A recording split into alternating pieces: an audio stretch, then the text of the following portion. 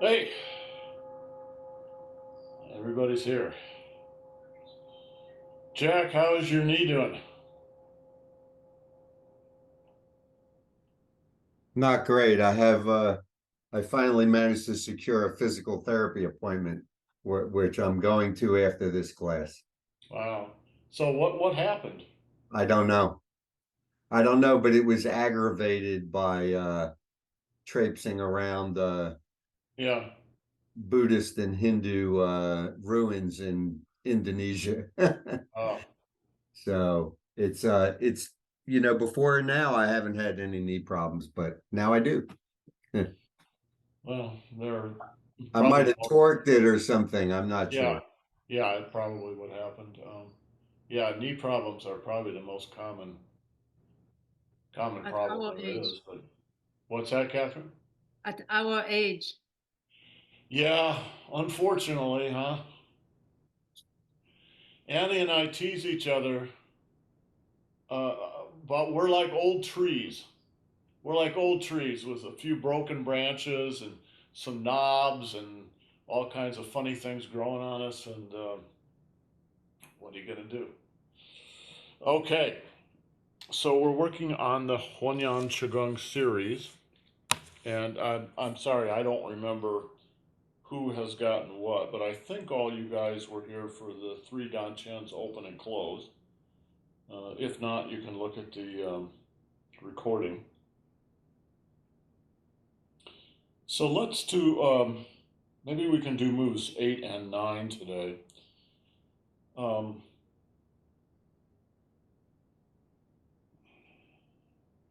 Maybe we'll finish this series on circulating, not today, but this week. And then I want you guys to have a chance to practice the whole series. So maybe next week, each day, somebody can take the lead and do the series. And obviously, you're going to have to choose. So probably we'll talk about it next week, but. We'll probably do all the gathering exercises and maybe two of the five circulating exercises. In fact, maybe I'll just assign them, and that way we'll cover all five of them, right? Okay, so let's do single and double leg ascending and descending. So the basic idea on this is you are circulating energy through the legs in the same way that you circulate it through the microcosmic orbit in the trunk of the body. So, in the trunk of the body, that's mainly a Lee circle. There's a little ping in there, but mainly Lee, so up the back, down the front, or vice versa. When you're doing it on the legs, it's a little trickier because they're the appendages. But just remember that the yang meridians are on the outer surface of the leg, and the yin meridians are on the inner surface. All right. So when you do this circulation, uh, it should be continuous through the whole body, and there's kind of two main points that you want to pay a little attention to. One, or maybe three, maybe four. One is you want to move this with your hands from the Dan Chen down to the foot and then back up to the Dan Chen and then down the other side and up again. And there's a certain pathway that you want to follow. So when you come around here, you want to move the energy through the daimai. All right. So you're going to turn the daimai, and you want to turn it far enough so that you can go behind the great trochanter. So if you feel into your hip here, you'll feel a big knobby bone. That's the great trochanter. It's a part of the femur that comes up and provides strength to the pelvic area here. But you want to go around behind that. All right? So really, you're really back here on your butt. All right? come all the way around. Now that's a big turn. So be a little careful with your back. You know, if you happen to have, like I do, a little bit of issue with your lower lumbar area, don't force it, just go very, very gently, all right? And how can I say, don't do this from the outside, do it from the inside. Turn the inside. What I mean is, the movement of your inside is what moves your hands, not the other way around. All right? So I'm not moving my hands and that's making my inside move. I'm moving my inside and that's making my hands move. All right? So turn around, take your time, right? And then go down the yang meridians to the ankle, feel the ankle bone, and then go down and around the toes. And then up the inside, right, to the hip joint itself. And now the ball of the dantian is going to roll. Right? You're going to roll.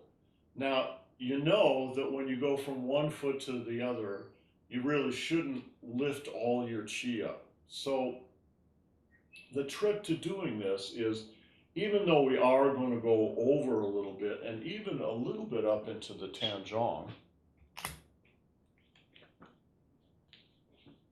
right, something needs to go under. So when you come up here and you're going to roll over, some of it also rolls under. And those two movements, over and under, balance each other out. All right? So you roll over and then just keep rolling, rolling, rolling, rolling until you can go behind the trochanter, down the yang meridian, touch the ankle bone, come out and go around the toes, up the inner ankle bone, and again up to the hip joint, and roll under, down, and around. Okay, so this is a form of touching the toes. And it is going to put a little, excuse me, a little bit of strain on your lower back. So the first 2 or 3 of these that you do them lightly. Maybe you don't go all the way down and touch the floor and go around the toes. Maybe you just go down to the ankle and go around the ankle. Give your back a little bit of a break until it starts to move in, to get comfortable a little bit. If you are teaching or leading this, particularly with people that you don't know, you should tell them ahead of time, be a little gentle with yourself. Don't force yourself into a position that is going to hurt your back or your knees or anything else. If you are having a low back problem or a knee problem or something like that, and it's not comfortable to go all the way down to the floor, well then don't. Just maybe go down to the knee and go around the knee and then come up. You can even do this exercise seated. And a lot of older folks have to do it seated.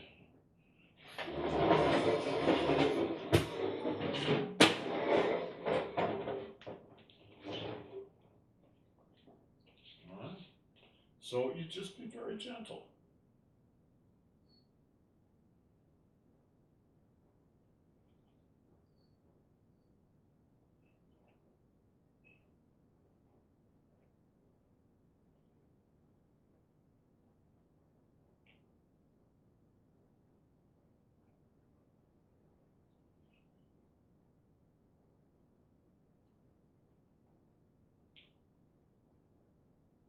So seated Qigong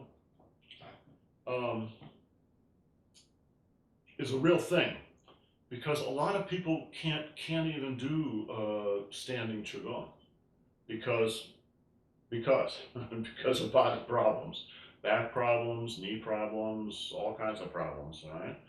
And when you do Qigong, you should never make yourself uncomfortable, because where you're uncomfortable, sorry, where you're uncomfortable, your body's going to tense up in that place, and that tension is going to stop the flow of qi, and that's what you're trying to promote is the flow of qi. So just be comfortable, and there's nothing embarrassing or anything about doing seated qigong. In fact, it's a whole art in and of itself.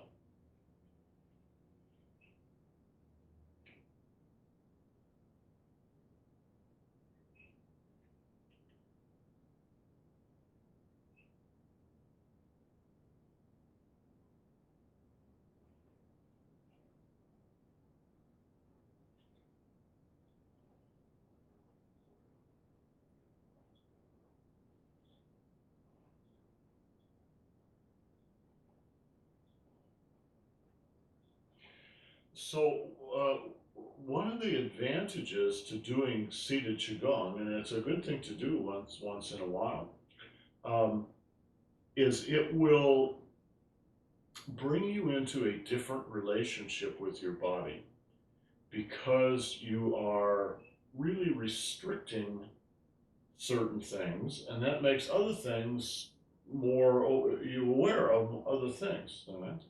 So one of the things, at least for me, that I'm aware of when I do seated qigong like this is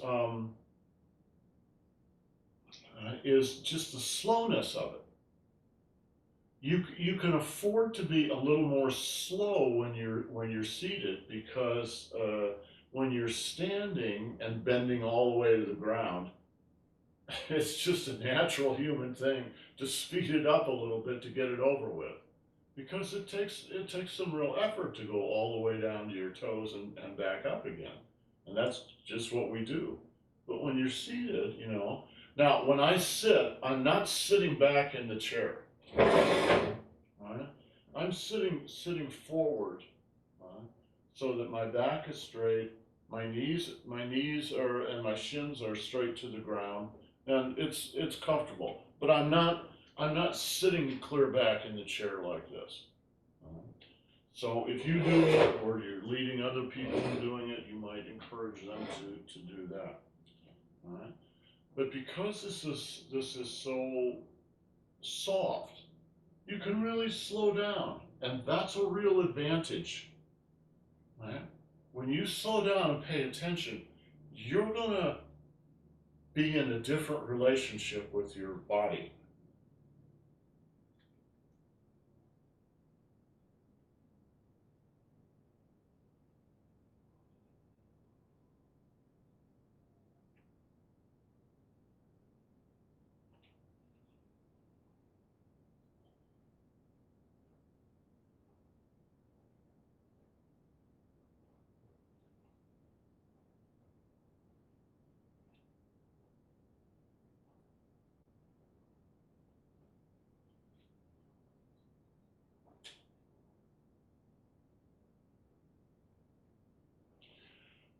So seated qigong is usually done by folks who are either a little older and might have some problems bending all the way to the ground, or doing any of the. You can do all these exercises seated. Or it may be done by someone who's been ill for a week and is recovering. Or it just may be done by someone who's a little more comfortable doing that. And it's fine. It's a good thing to do. Another thing, advantage to doing seated once in a while, is you may notice different relationships between parts of the body. Again, you're not straining anything. There's no athletic strain here. And so that relieves you of a certain kind of pressure, And that allows you to see your body and your movement within your body a little more clearly sometimes. When you're seated, your hips, not your waist, but your hips, tend to be a little bit locked in place because you're sitting on your butt. And that's going to kind of hold your hip joints in place. But your waist, your daimai, my blue stripe here, can continue to turn even though my hips are not. Okay, that differentiation is actually important in Qigong and Tai Chi. But by kind of locking one in place, it really helps you notice the difference between your hips and your waist. So I'm going to turn my waist all the way around, but my hips are not moving or moving very little. All right. There's also a difference between your chest and your stomach. So when I turn my waist, then I can also turn my thorax, my chest, even further. So you could say there's 3 levels in your trunk that are going to be turning or not turning. The lowest level is your pelvis and your hips. That's not really going to turn very much. Second is your waist. That's going to turn quite a bit more. Third is your chest, that and shoulders. That's going to turn even further. And when you do that, what you're doing is you're propagating a spiral up the spine. And you can feel it. It's spiraling. And then sink, come down the Yang meridian, circle the knee. Right? It's almost like a massage. Right? When you circle the knee, watch my fingertips. Right? Yeah, you're actually giving yourself a little knee massage. So if you do give yourself a knee massage, like I'm doing right now, what you're going to find is there's places that hurt, little owie places. I was like, ow, how did I do that? What's that from? And there's a whole series of acupuncture points around the knee, and you'll just find them naturally. Right? They're usually in the little valleys.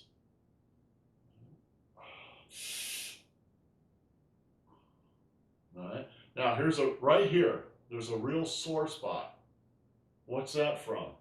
It's probably something like Jack was saying, where I torqued this knee a little bit when I was working outside in the garden yesterday. Right? So give that a little massage. And then up. And you could just do one hip. Right? You could just continue with that same hip.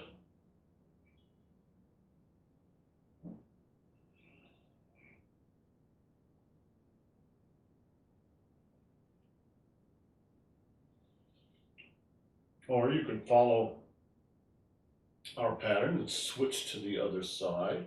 Right? So my hips stay solid, my waist turns, and then my chest turns and shoulder turn even more.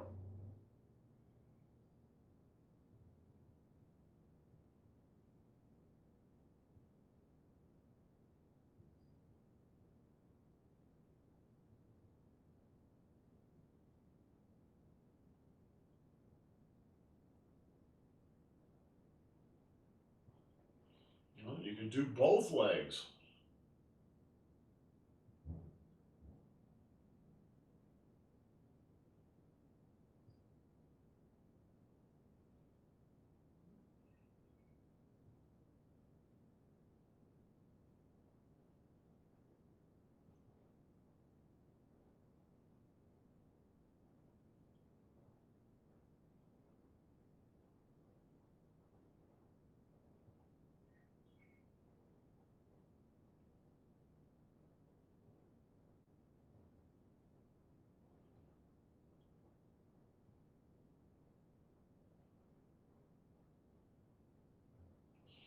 I think I've mentioned in this class before,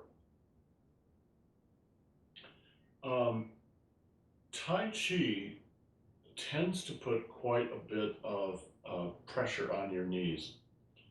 And even masters who have knees in very good shape will do this exercise. They'll sit down. You'll see them in workshops or at tournaments, and they're sitting down and they're doing this.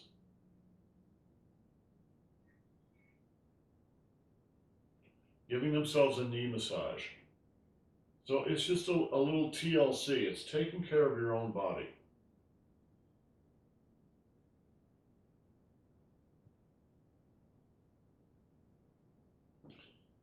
Yeah, take your two fingers like this, all right, and put them on either side of the kneecap, and then go down the leg to the upper process of the tibia, right?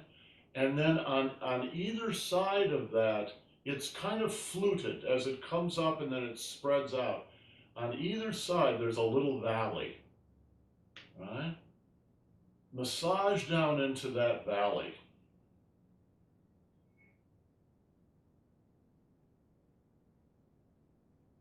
And then you can just explore around. And what you might find is this releases a lot of tension.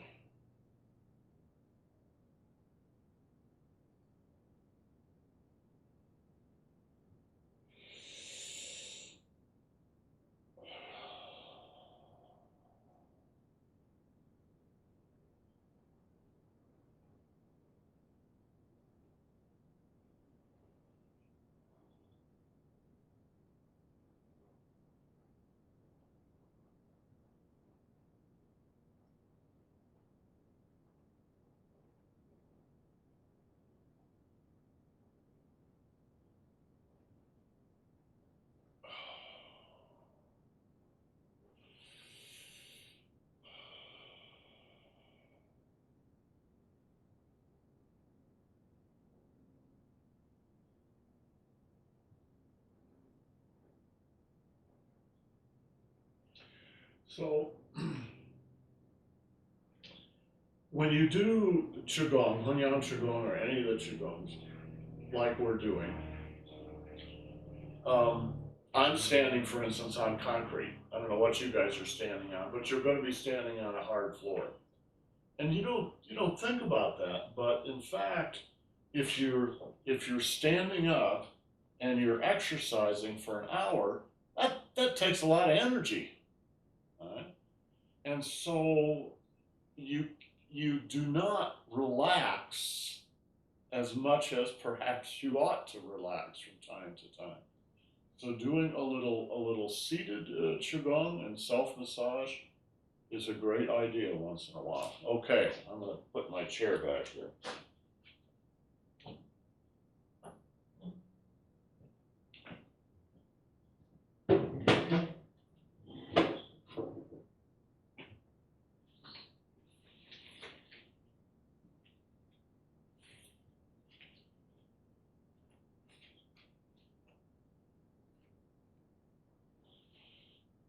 Okay, so one part of this exercise is to do what we were doing and go single leg down, around, back up, down, around, back up. The second part is to do both at once. When you do it though, do it the same way. All right. So now you're going to start at the Danshan, and you're going to split and come down on either side of the Danshan and go behind the great trochanter. So really you're massaging your butt, really. And then down the yang meridians of the legs, all the way to the floor, and then back up the yin meridians to the Danshan, split behind the trochanter, down.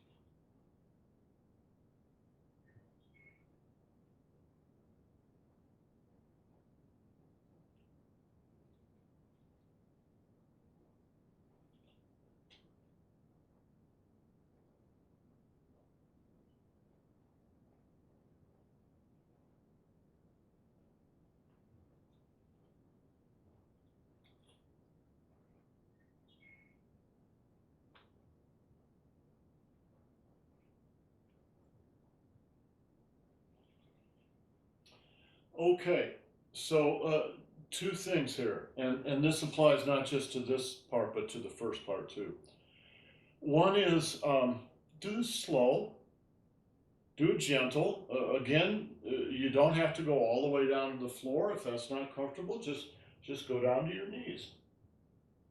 If that's not comfortable, just go down and do your pelvis. You can use your mind to take your hand, even though physically you don't go down, mentally you can go all the way down to the floor and then come back up. And that will take your chi down to the floor because we do that all the time.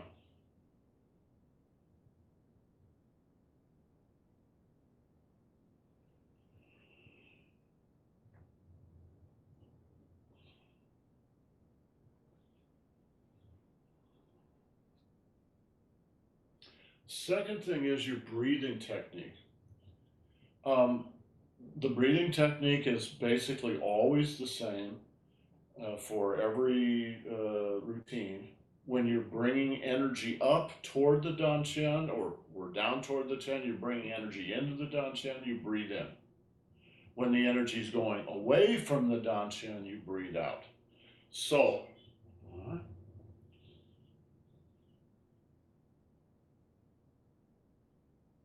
breathe in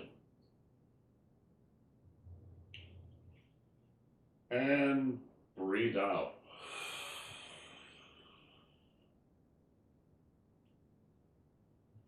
Breathe in and breathe out. Now, between breathing in and breathing out, there's usually a little neutral patch. I'm going to tell you what's comfortable for me. You have to decide what's comfortable for you. All right? But let's say, all right, I'm breathing out, breathing out, and then I just stay in neutral until about when I get to the lower part of the knees. And now I start breathing in, breathe in, go neutral. And then when I'm behind the trochanter, breathe out.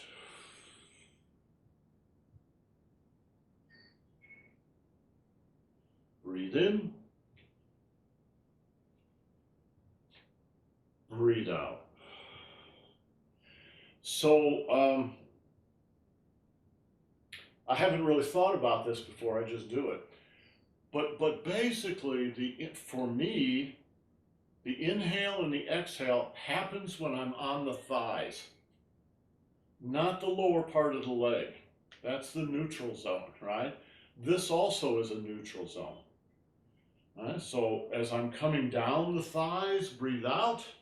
By the time I get to the knees, it's pretty well done. Neutral, neutral, go around the toes, neutral. And then as you hit the knees again, breathe in, breathe in, breathe in. And then when you're at the dantian, go into neutral, go around behind the trochanter, and now breathe out.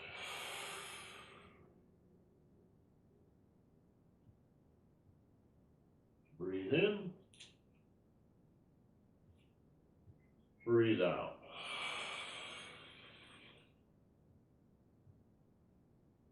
Breathe in, breathe out. So that's what's comfortable for me. You can try that, but you should, fine tune these things so that it's comfortable for you. You don't want any discomfort or feeling like either that you're doing this artificially. It should feel very natural, right? And your pattern may be a little different than what I described here.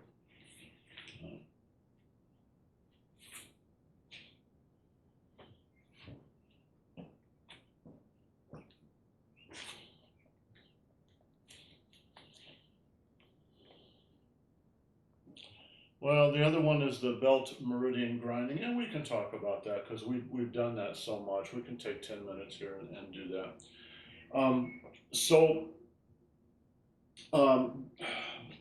In the old days in China, they would every household and little restaurant had a granite grindstone. So there's a big granite round circle like this that stays still, and there's another one on top of it that goes round and round. And there's a hole in the middle. You pour your soybeans in the top, and there's a stick there. You grab that stick, and you go around, right, and you drive the grindstone. Now, you could do that with your arms, but you're going to get real tired real fast. So instead, you use your body weight. Right? The weight goes to the right leg and then to the left leg. And the arms are hardly even moving. And around and around, right? So you're doing exactly what we do in Tai Chi and Qigong, shifting your weight, and then around your waist, right? The energy is going around and around all 360 degrees.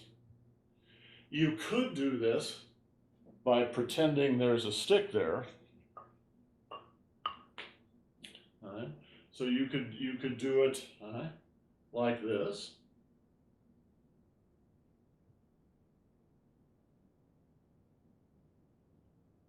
Or you could do it the way we usually do it in class, with the hands flat. So it's as if you're putting your hands right on the grindstone and moving the grindstone.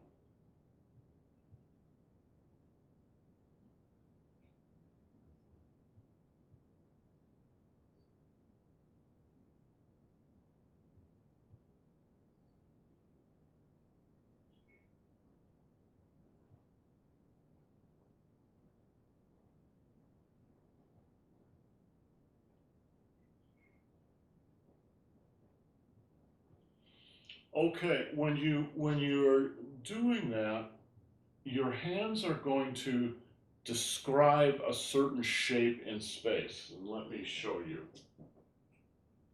Because it may not be what you think right at the beginning.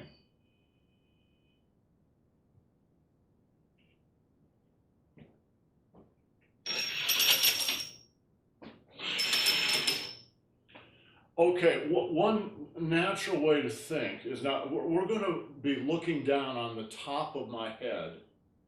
So you're gonna see my body here. Here's my head, and I'm looking forward here. Here are my shoulders, right? And you might think that what you're doing is a circle like this. Right? But that is incorrect, right? Or it's only partial. What you're really doing is going all the way around the body.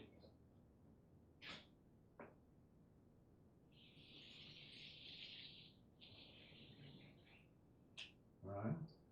So in fact, the circle in front of you is going to more or less follow that. So it's in fact going to look like this.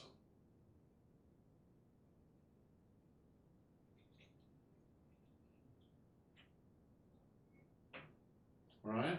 It's shaped like a big kidney bean. Right?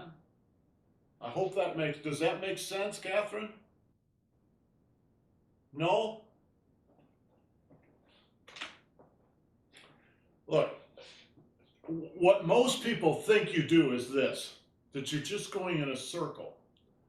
But that's not quite true, because you're going to go a little further to the left and then come back in.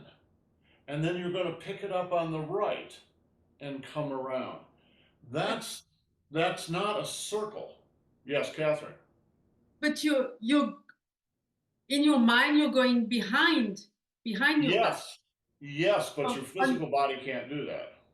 Okay, because on the drawing that you made on the blackboard, it looks like everything is in front. Well, yes, because your hands can't literally physically go behind Okay. yourself. Okay. Yeah. So yes, I agree now.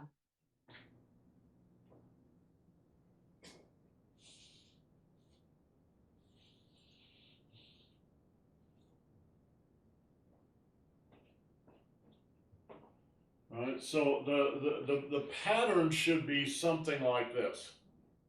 If you could go all the way around, you could. Now, the second version of this is much closer to that. The second version, right, you go all the way around and tap yourself in the back. And then you go on the other side and you come around and you tap yourself in the back. All right? Something like that.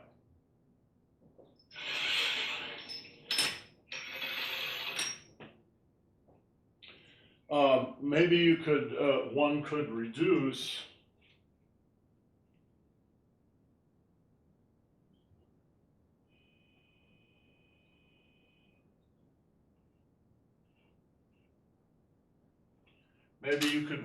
this advice to saying, just be aware that you're going all the way around. All right.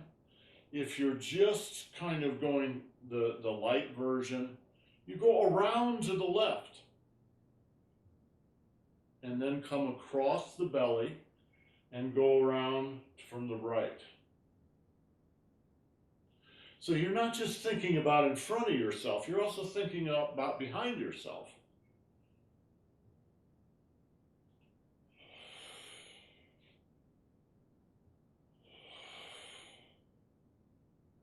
Good, Catherine. Good, Genevieve. Good, Jack. Okay, you guys have got it. The second version, you do go all the way backward, but still, of course, you can't go the whole way.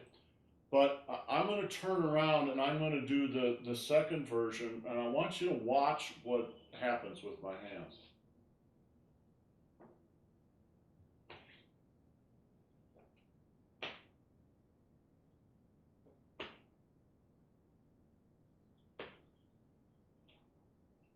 And the other way.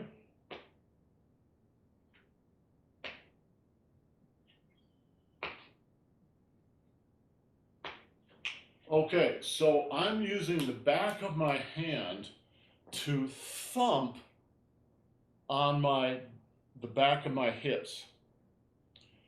You could thump right into the center on the spine itself. That's okay, you can do that. But that can be a little uncomfortable. So in fact, what I'm thumping on are essentially the SI joints, right? On either side of the spine. Right? So this comes around, if I'm going to the right, it comes around, and I'm not hitting in the center. I'm hitting just to the right of the center, where the leg comes up into the hip itself. And the same on this side. It's not in the center, it's a little bit, it's where that column of muscle and bone comes up.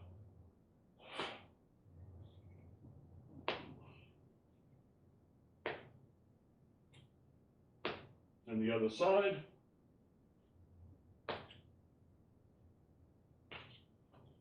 You're not hitting yourself real hard, you're just giving yourself a little tap there. All right? Very gentle. Okay, questions. Pretty straightforward stuff. All right, tomorrow we will go into, we've got two more of these common circulating exercises, heaven and earth open and close, and rebalancing the chi left and right. We probably can get both of them tomorrow, right?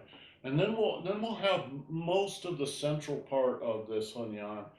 And next week you guys can practice that a little bit.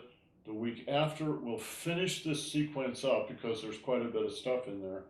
But I think you know most of it. And then we can practice the whole routine. Any questions? All right, guys. Have yourselves a great day. We'll see you tomorrow. Ciao.